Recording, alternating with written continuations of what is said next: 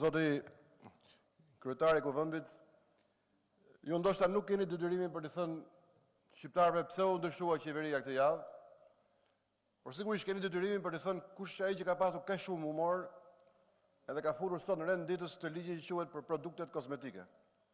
Se nuk ka gjë që i shkon më shumë kësaj që ndodhi se sa ky ligj.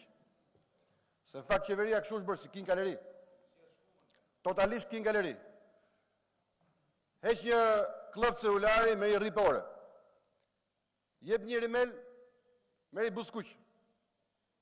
Heq një rezervë kineze, merr një stiolaps turk. Kështu e bët qeverinë këtë javë. King galeri e pastër. Ju ndoshta nuk keni përgjegjësinë. Siç do të kishte ai që do të ishte sot këtu, të shpjegonte qytetarëve të Republikës së Shqipërisë pse u ndryshua qeveria. Duke pranuar, siç ndodh gjithë botës, se ka standard për këtë punë, ne nuk kemi shpikur në standard, dhe s'mund ta shpikim. Qeveritë ndryshohen kur dështojnë. Kur dështojnë reformat, kur nuk ka vende pune, kur rritet korrupsioni, kur rritet çmimet, kur s'ka investime publike, kur s'ka investime të huaja, kur vendi kanavizohet, edhe rendicënohet. Edi Rama këtë javë nuk e tha këtë gjë. Do hy në folklorin otoman të Shqipërisë, si një njeri që shpiku i standard të ri. Çfarë tha këtë javë? Çfarë tha Edi Rama këtë javë? Po i shkarkoi ministra, tha se kanë punuar shumë mirë. Kështu tha. Kush punon shumë mirë, nuk ka pse të jetë në qeverinë time. Apo jo? Po i shkarkoi se kanë punuar shumë. Është totalisht qesharak. Edhe unë nuk kuptoj se si këtu vini sot, si shumicë e shpartalluar, e nuk keni aftësinë, edhe dignitetin, se cili prej jush, në mbrojt punën që ka bërë, nuk keni mundësi ta mbroni, se ju shiti Edi Rama në tregun e koalicionit. Çfarë tha tjetër? Kur e pyetu, tha pse i shkarkove ministra, tha jo, se kam shkarkuar Sajmirin, e kam ngarkuar. Ore, kush është ministër rendi sot? Sajmir Tahiri apo Fatmiri? E ka shkarkuar Sajmirin edhe ka ngarkuar Fatmirin apo jo? Po çfarë është kjo? A ka përgjegjësi ndaj interesit publik këtu, i cili ka detyrimin di pse ndryshohet qeveria që ka votuar? Asnjë përgjegjësi. Dhe sot është akoma më qesharake që vini këtu edhe askush nuk flet. Flisin për produktet kozmetike, flisin për king galeri.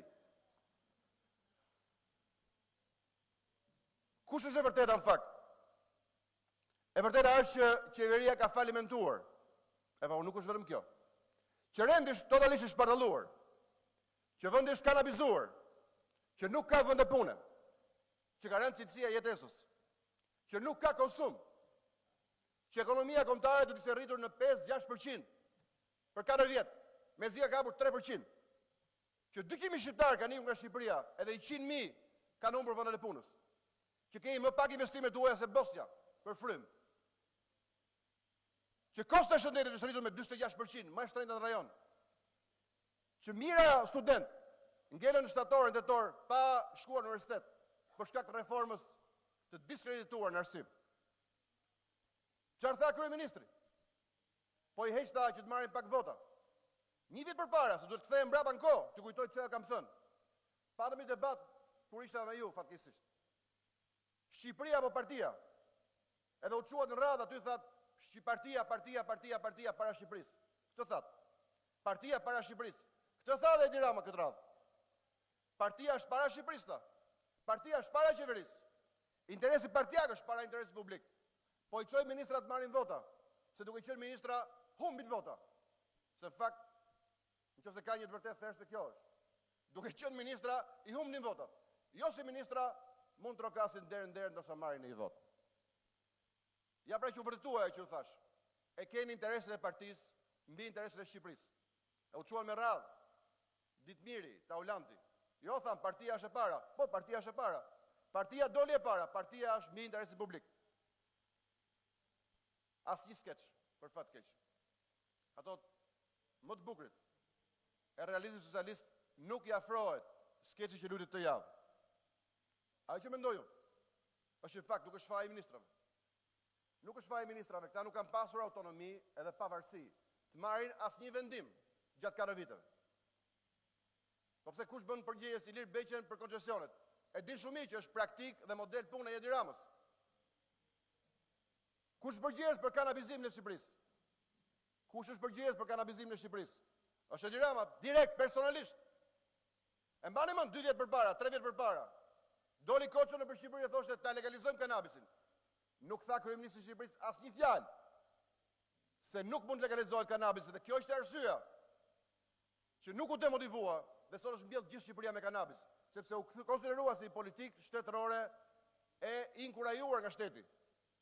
Dhe kjo është fakti që sot nuk po na hapin negociatat, edhe për të shkak jemi kthyer në Kolumbinë e Europës, me frymëzim dhe porosi direkte të kryeministrit të Shqipërisë, i cila mbjellni kanabis, sepse nuk keni vende pune.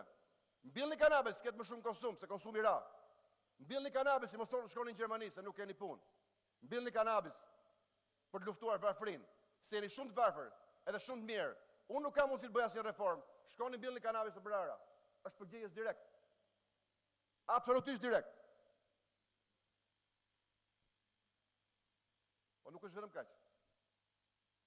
Nuk është vetëm kaq. E unë thash habitem se si ka këtu njerëz që nuk mbrojnë dignitetin e vet. E dëgjuat kur foli për ministrat, kur foli për kuaj gare, edhe emrat ja tha me bezdi. Do jenë ta ministra Fatmiri, Olta, Shalci, edhe tjerë. Bezdi. Ky është një rastkapitur nga puna. Ose në fakt nga mungesa e kohës. I rastkapitur, nuk kam asnjë frymëzim. Nuk kam asnjë pasion. Ai nuk punon më. Vetëm administron pushtetin që ka pas. Si mund ta pranoni ju? Që ndrohen ministra si kuaj gare. Edhe për çfarë? Pa shkak. Ose pa shkak real. Megjithëse ka shkaqe reale, sigurisht do t'i them. Ka shkaqe reale, por asnjë nuk lidhet me interesin publik. Janë gjitha të lidhur me interesin privat. Kush është shkaku real? Kush është shkaku real? Partia pra mbi Shqipërinë. Partinë mbi Shqipërinë. Në fakt nuk është një parti mbi Shqipërinë. Janë 2 parti mbi Shqipërinë. Ministra du hoqë si taks për koalicionin me Ilir Metën. Ka i thjeshtë. Si taks, paguhet një taks ke Ilir Meta për ta futur në koalicion. Nuk është më një parti mbi Shqipërinë, janë 2 parti mbi Shqipërinë. 2 parti mbi Shqipërinë. Taksa Ilir Metës për rilindjen, heqja e Sajmirit Tahirit. Iliri hoqi Sajmirin, Sajmiri hoqi Ilirin, edhe ngarkoi Fatmirin. Kaq e thjesht. Taksa e koalicionit. Është i vetmi koalicion që funksionon kështu në Evropë. Nuk ka tjetër. Nuk mund të ketë. Që i vë njëri tjetrit taksa emrash. Koalicionet gjithë botën funksionojnë me parime. Kush janë parimet? Për çfarë bien dakord? Për më shumë vende pune, as flet njeri. Për ndryshim të reformës në arsim, as flet njeri. Për të luftuar varfrinë e mjerimin, absolutisht jo. Për të rritur pagat dhe pensionet, sigurisht jo. Për të bërë reformë drejtësi, e falimentuat në bashkëpunim me çadrën. Për të mbështetur punësimin e trimëve, sigurisht jo. Për të rritur pagat dhe pensionet, absolutisht asnjë cent. Për të ndryshuar shëndetësinë dhe arsimin publik, absolutisht jo. Për të bërë vepra të mëdha në infrastrukturë, Shqipëria është e bllokuar, sigurisht jo.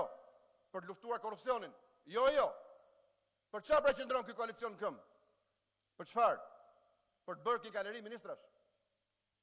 Njep një buskuq, t'jap një rimel. E pra kjo është. Kjo është taksa e koalicionit. Ja u thash para i viti, po nuk e pranuat. Thash po ndryshoni statutin e rilindjes. Çfarë bën statutin e rilindjes? Ato që bët sot de facto. E bët de jure para i viti, e bët de facto sot. Statutin e rilindjes që kemi debatuar para i viti, u vuj i i famshëm. I çuditshëm fakt, që thoshte bëhet kryetari i Partisë Socialiste dhe i rilindjes automatikisht ai që Ilir Meta pranon si kryeminist. Ky është neni fjalë për fjalë që shkruat juve. E bët fakt sot. E bët fakt. Atë që Ilir Meta nuk e do për ministër, ai ministër nuk është. Kjo është taksa koalicionit. E kishin e shkruar statut, edhe fakt ju përgëzoj se po e respektoni. Kështu ishte statuti i rilindjes që shkruat para i viti. Kë pranon Ilir Meta për kryeministër, ai është kryetari i PS-s. Sigurisht që mua kjo lloj kikaleria nuk më pëlqen, edhe nuk më shijon, edhe s'mjep asnjë ngazëllim. Problemi është te shqiptarët. Çfarë perfeksioni u sot për shqiptarët? Për çfarë qëndronin këmbë? Për çfarë shkoni mas 3 muajsh për kërkuar vota? Për çfarë? Ja u them unë. Do shkoni t'i thoni do shqiptarëve se hapet 200 vende pune? Jo. A mund shkoni t'i thoni se rritet pagat dhe pensionet? Jo.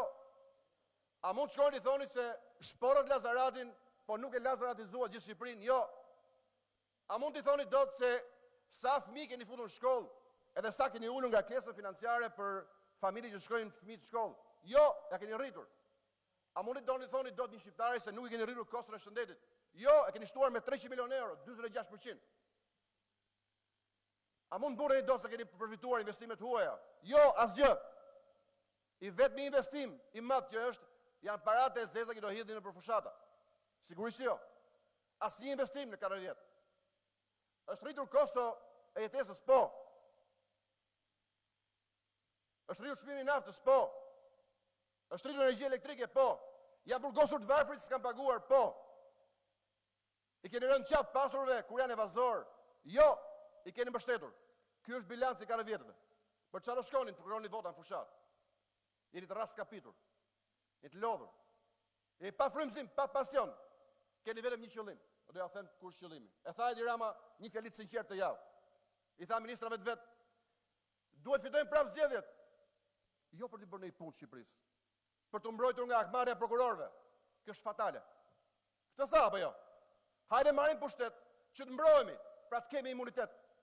Kjo është fatale, nuk ka kryeminist që mund ta thotë në botë. Dhe për më tepër njëri që pretendon se po bën reformë drejtësi.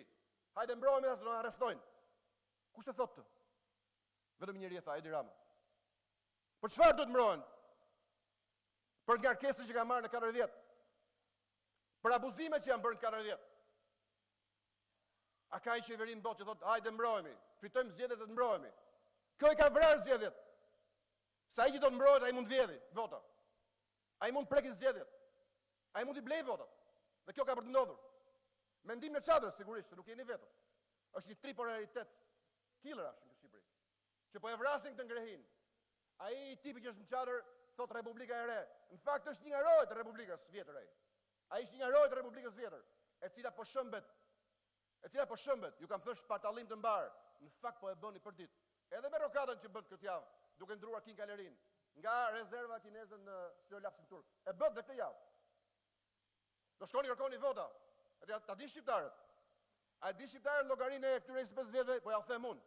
Janë 3 njerëz që kanë qeverisur 45 vjet të 3 bashkë. Këta do kërkojnë vota në 18 qershor. Kush janë këta? Edi Rama i pari. 17 vjet pushtet çdo ditë. Kryetar bashkie, ministër, kryeministër, kryetar opozite, kryetar partie. 17 vjet. Nga viti 98. Sali Berisha, shkëlqen, po ai sa ai, kryeministër, president, 13 vjet. Sa u bën të dyja bashkë? 30 vjet apo jo? Se i bënë llogarit besoj, 30 vjet. Shto dhe Ilir Metën, natyrisht. Këmba e tretë e kësaj karrige. 15 vjet. Kryeministër, kryetar parlamenti, ministër, zëvendës kryeministër, ministër i jashtëm, kryetar parlamenti, president perspektiv.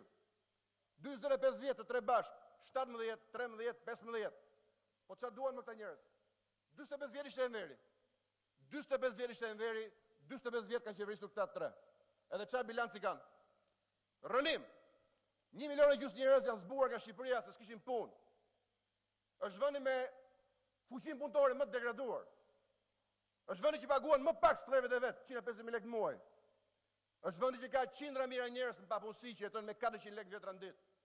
Është vendi që mëson më keq fëmijët e vet. Edhe nuk ka si perspektivë. Është vendi që do të largohet masivisht. Populli do të largohet masivisht nga territori vet, se nuk ka punë, edhe se abuzohet, dhe nuk ka drejtësi dhe nuk ka shpresë. Ky është bilanci i 45 vjetëve të këtyre 3-ve. 17, 13, 15, 45, sa Enveri. Po Enveri kishte tiraninë e proletariatit. Këta kanë qeverisur tiraninë e korrupsionit. Ishte tirania e proletariatit, ishte një gjë tjetër. Kjo është tirania e korrupsionit që qeverisur në 45 vjet nga 3 njerëz. Do kërkojnë prapë vota, për çfarë? Për ta çuar 50, për ta çuar 60. E pamundur. Kjo është e pamundur. Ka vetëm një aleat sot kjo tirania e korrupsionit, çadra atje në bulevard. Sepse ajo çadra, ja kam thënë edhe herë tjetër, ajo çadra e mbron këtë sistem, këtë tirani korrupsione. Dini pse? Se i ka zënë sheshin popullit. Po, i ka zënë sheshin popullit Sali Berisha prap. Ja zuri, i vrau në 21 janar 4 vjet që dolën kundër tij. Tani i ka bllokuar sheshin. Do lirohet ai shesh, nuk sutohet. Do lirohet për 1 vjet, për 2 vjet. Për 2 vjet do lirohet. Edhe sigurisht, shqiptarët do ta përmbysin të tirani korrupsioni me forcë, për shkak se edhe sot, paturpsisht, keni sjellë në parlament një vendim, i cili parashikon të zhbëj vendimin që morët para jave për çështjen e vettingut. Ju thash një javë përpara që vendimi që keni sjellë është antikushtetues, sepse rihap garën. Sot keni sjellë prapë një vendim tjetër me firmën e ministrit të ri të brendshëm, po, me firmën e Fatmir Xhafajt, i cili thotë nuk duhet ta rihapim garën, po bëm gabim një javë përpara. Ishte antikushtetues ai i pari, është antikushtetues i dyti, dhe të dy bashkë kanë vetëm një qëllim, si ta sabotojnë reformën drejtësi për ta mbarur në këmbë tiraninë e korrupsionit, po jo dhe për shumë kohë. Edhe unë nuk mund të iki sot pa jo bërë urimin që u bëj zakonisht. Shpartallim të mbarë.